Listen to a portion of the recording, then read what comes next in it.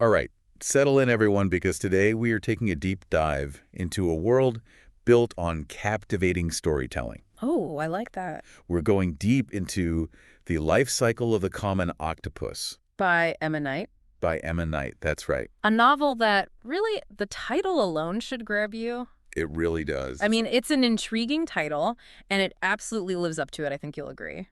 Oh, absolutely. And that's exactly the feeling we want to leave you with today. Right. Like, by the end of this deep dive, you are going to be itching to get your hands on this book, Yes. but with no spoilers. No spoilers. We're not going to give away any of the big twists or anything like that. Just enough to pique your curiosity. Just enough to pique your To curiosity. give you a little taste A little taste. of what's in store. That's right. Consider this your official invitation to a literary escape to the Scottish countryside, Ooh, I like that. with a touch of mystery and a whole lot of heart. Yes, lots of heart. So the story centers around Pen, a Canadian student who finds herself at the University of Edinburgh. Okay, so far so good. Seems straightforward enough, right? Hmm.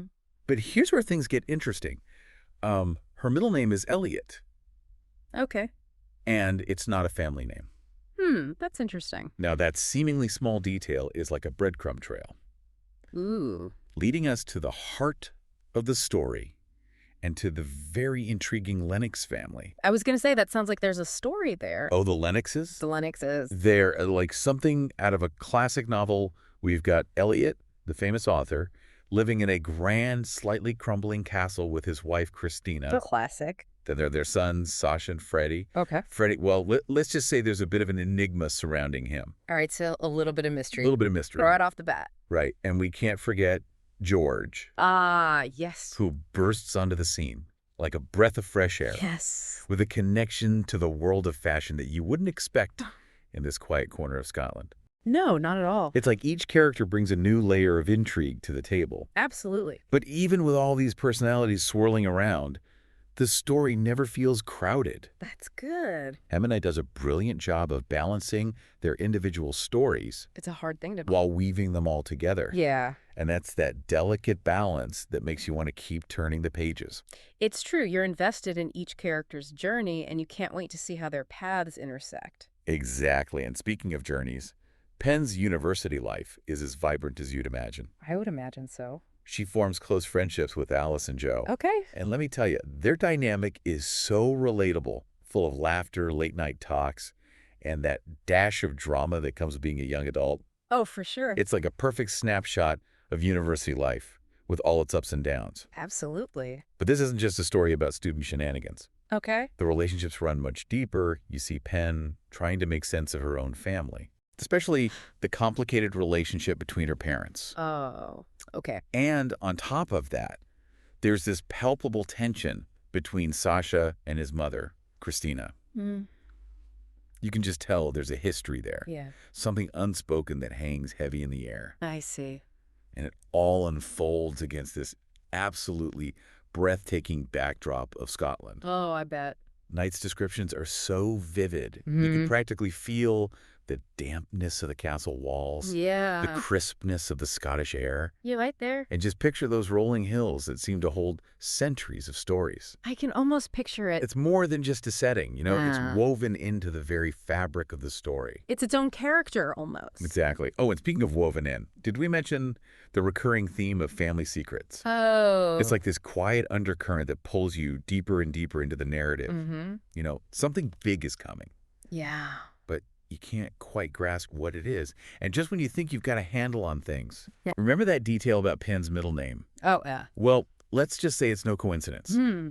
There's a connection to the Lennox family that runs far deeper than anyone could have imagined. Ooh, okay. Now I really want to know. Buckle up, Yeah. because this is where things get really interesting. Okay. It's the revelation about George's father. Oh. It's a complete game changer. Whoa. It recontextualizes everything we thought we knew about the family dynamics Oh, wow. and adds a whole new layer of complexity. So it sounds like I need to read this book like 2 times. Oh, at least 2 times. 2 times at least. Maybe 3. Yeah.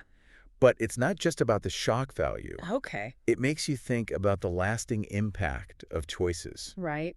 and how the past can ripple through generations, Generations. That's a good point. like a domino effect. Yeah. You see how this one revelation starts to topple long-held beliefs and assumptions? Interesting. And it's not just about the big explosive moments. Oh.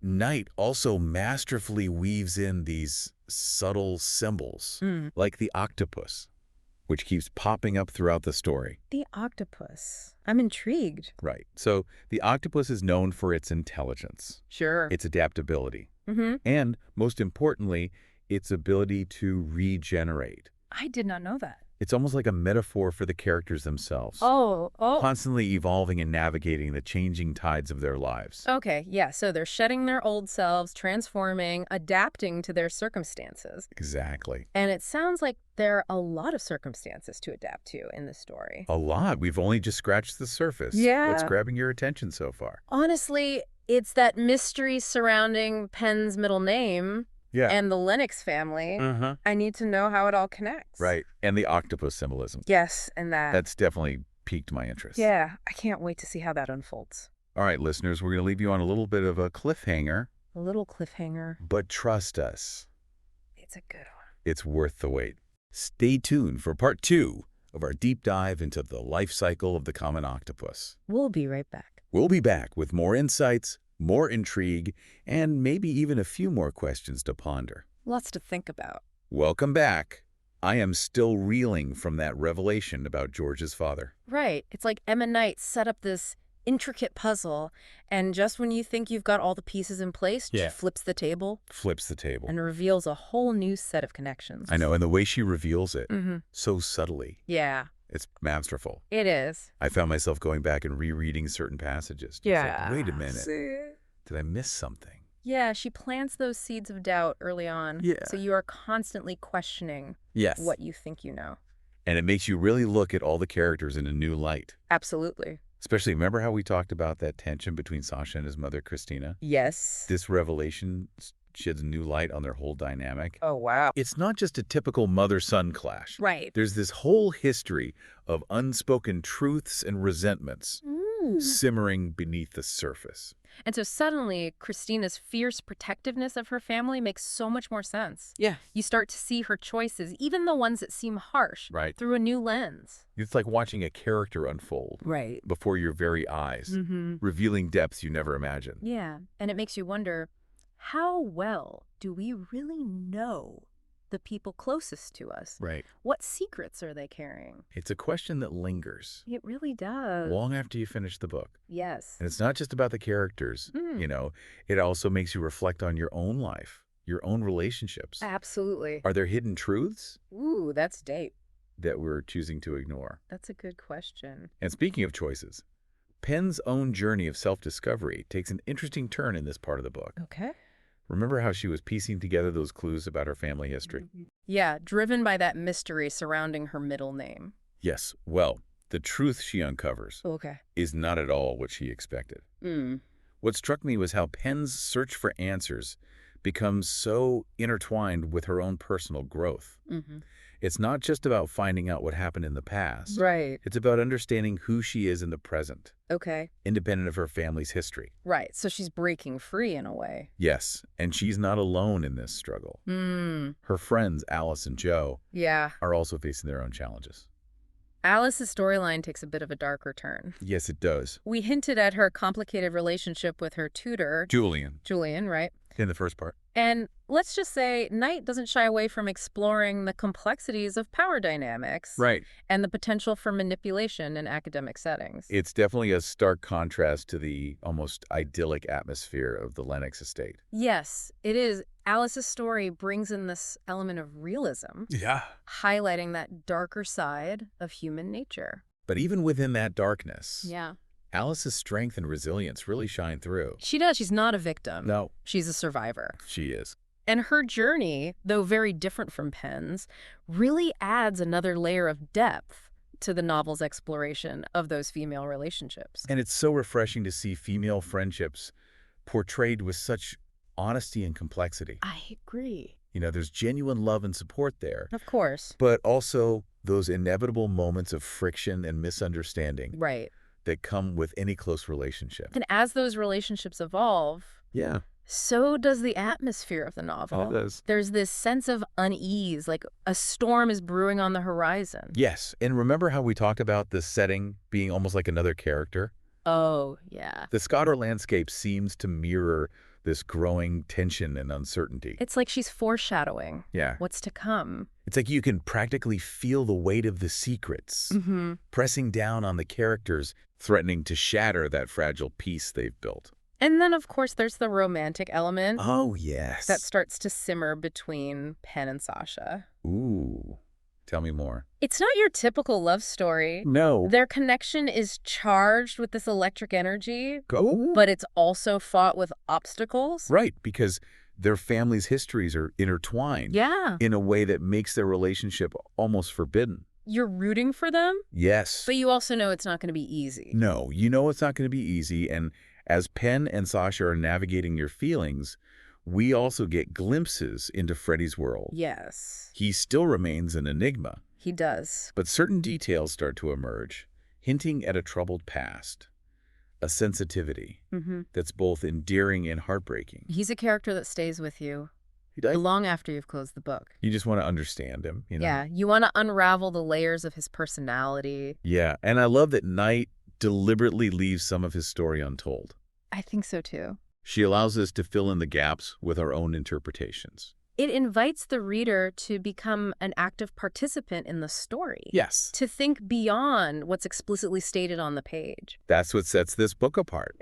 It does. It's not just a story you passively consume. It's an experience that engages you on multiple levels. And just when you think you've figured it all out, Knight throws in another twist. Yes, she does. That changes everything. Like, wait a minute, I thought I knew what was happening. Exactly. She's constantly challenging the reader. It's true. Look closer. Yeah. There's more here than meets the eye. More than meets the eye, exactly. And that brings us back to the octopus metaphor. Oh, yes, the octopus. Which takes on even deeper meaning in this part of the book. What are we thinking here? So, we talked about its adaptability before. We did. But there's another aspect that becomes particularly relevant here. Okay. Its ability to camouflage itself. Camouflage. Okay. To blend in with its surroundings. Interesting. So are the characters hiding their true selves? Ooh, good point. Just like the octopus blends into its environment. Are they presenting a facade to the world? Are they hiding their vulnerabilities? Or are they just trying to navigate this complex world? Right. Where appearances often deceive. That is a fascinating parallel. It is. It makes me want to revisit certain scenes, looking for those subtle hints of camouflage. I agree. The moments where the characters might be concealing their true feelings. Exactly. That's the beauty of this novel. Yeah. It invites multiple readings, multiple interpretations. Yes. Each time you delve back in, you discover something new. I love that. A nuance you hadn't noticed before. All right, listeners, we've covered a lot of ground in this part of our deep dive. We have. But trust me, there's more. There's still so much more to discover. There's so much more. We've got one more part to go. One more. And I can guarantee it is going to be a thought-provoking ride. Okay, we're back for the final part of our deep dive into the life cycle of the common octopus. This is it? This is it, I have to admit.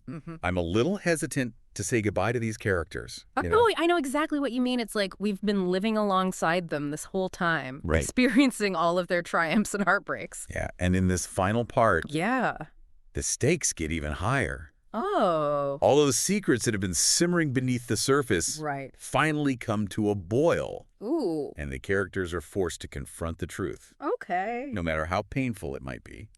Remember Talmòrach? Yes. That charming village near the Lennox estate. Yes. Well, it plays a much more significant role in this final act. Oh, how so? It's no longer just a picturesque setting, you know? Right. It becomes a crucible where the characters' past and present collide. So it's like all the hidden truths that have been whispered behind closed doors are suddenly out in the open. Yeah, exactly. And the villagers, with all their long memories and intertwined histories, become both witnesses and participants in this unfolding drama. Wow. So they're not just these background characters anymore. No, they're not. They're woven right into the heart of it. Exactly. And at the center of it all is Christina Lennox. Ah, Christine. We've seen glimpses of her strength and her vulnerability throughout the novel. Yes. But in this final part, she truly comes into her own. Ooh. Oh. She's faced with these impossible choices, Mm. forced to reckon with the consequences of her actions. Right. All the secrets she's kept hidden for so long. So many secrets. So many secrets. And I found myself both admiring and questioning her choices, you know. I can imagine. She's so fiercely protective of her family, Yeah. but at what cost? Right. It really makes you think about the burdens we carry Mm-hmm. and the sacrifices we make in the name of love and loyalty. And it's all made even more poignant by Knight's use of the octopus metaphor. Oh, the octopus. Okay. So we've talked about its adaptability We have. and its camouflage. Yeah. But there's another layer that becomes incredibly powerful in this final part. What's that? The female octopus's sacrifice for her offspring. Wow. Okay. It's this really potent symbol of the selflessness of motherhood. Right. The lengths a mother will go to protect her young. It sounds like that resonates deeply with Christina's journey. It really does. You see her wrestling with her own instincts. Yeah. Her desire to shield her children from the truth, Mm-hmm. even as she realizes that sometimes the most loving act is to let go.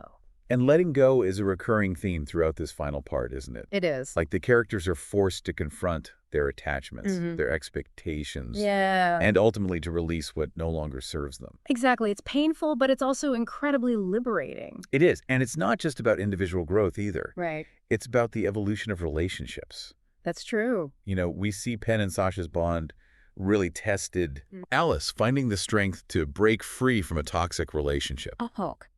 And even Freddie, who's been shrouded in mystery for so much of the novel, Yeah. takes steps towards healing and self-acceptance. Freddie's story, it really stays with you. It does, I have to say, it really tugged at my heartstrings. Yeah. He's a character who's been so deeply wounded by the past, Right. but you see that glimmer of hope, you know, Yeah. that resilience that makes you believe he's capable of finding peace. He is. And his relationship with Sasha takes on a whole new dimension in this final part. I was going to say, what about their relationship? There's a sense of forgiveness, of acceptance, that's just so moving. I agree. It's a reminder that even the most fractured relationships can be mended. That's a beautiful thought. It is, even if the scars remain. And what about the ending? Oh, the ending. What did you think? Well, it's both satisfying and thought-provoking, you know. Okay. Night doesn't tie everything up in a neat little bow. She leaves space for ambiguity, for the possibility of new beginnings. It's an ending that stays with you. It does. It invites you to imagine what happens next for these characters. It really does. And it also prompts you to reflect on your own life. Right. On the choices you've made, the paths you've taken, Yeah. and the ones that still lie ahead. I think that's the true power of this book. It is. It stays with you long after you've turned that final page. The life cycle of the Common Octopus is a novel that will challenge you. Absolutely. It will move you. It will. And it will ultimately leave you with a sense of hope. Yes. A belief that even in the face of adversity, transformation is always possible. Beautifully said. And on that note, we'll bring this deep dive to a close. I think so too. We hope we've piqued your curiosity, Yes. sparked your imagination And maybe even inspired you to embark on your own journey of discovery. with this captivating novel. So to all our listeners out there, If you're looking for a story that will make you think, that will make you feel, and that will leave you with a lingering sense of wonder, we highly recommend diving into The Life Cycle of the Common Octopus. by Emma Knight. Happy reading, everyone!